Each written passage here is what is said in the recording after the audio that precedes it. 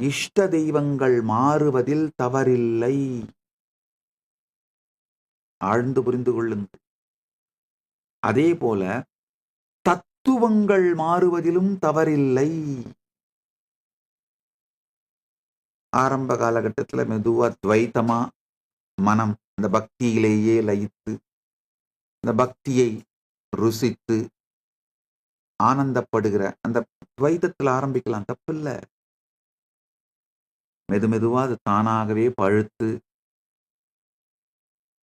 விசிஷ்டாத்வைத்தத்துக்கு போலாம். ஆஹா, என்னுடைய தலைவனாகிய என் பரமநாதனும் என் இஷ்ட தெய்வமும் நானும் உணர்வாலே ஒன்றாகத்தான் இருக்கின்றோம். அவர் பிரம்மாண்டம் என்றால் நான் பிண்டாண்டம். அவர் பெரும் ஞான தீ என்றால் அதிலிருந்து தோன்றும் ஒரு சிறு துளி. அவர் பெருங்கடல் என்றால் அதில் எழும் ஒரு அலை நான். இந்த விசிஷ்டாத்வைத சத்தியம் உண்மைன்னு ஒரு சில காலகட்டத்துல உணரலாம். இன்னும் கொஞ்சம் ஆழமா போனா, இல்ல அவரும் நானும் ஒண்ணுதான். அவர் எந்த சாரமாக இருக்கின்றாரோ அந்த சாரமே என் சாரமாக இருக்கிறது. அத்வைத சத்தியமாகவும் அத்வைத தத்துவமாகவும் மலரலாம்.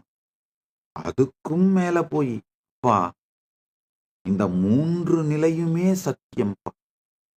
அவரை நான் ரசித்து ருசித்த துவைத பக்தி நிலையும்,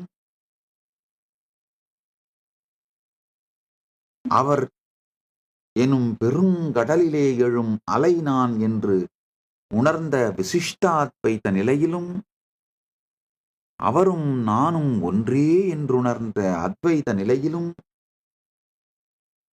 இந்த 3 நிலைகளுமே ஸ்பான்டேனியஸா சைமல்டேனியஸா சைனர்ஜெட்டிக்கா உண்மை, 3மே ஒன்றாக நிகழ்கின்றது அப்படிங்கிற உணர்ற பரமாத்வைத்தமாகட்டும், தத்துவ ஞானங்கள்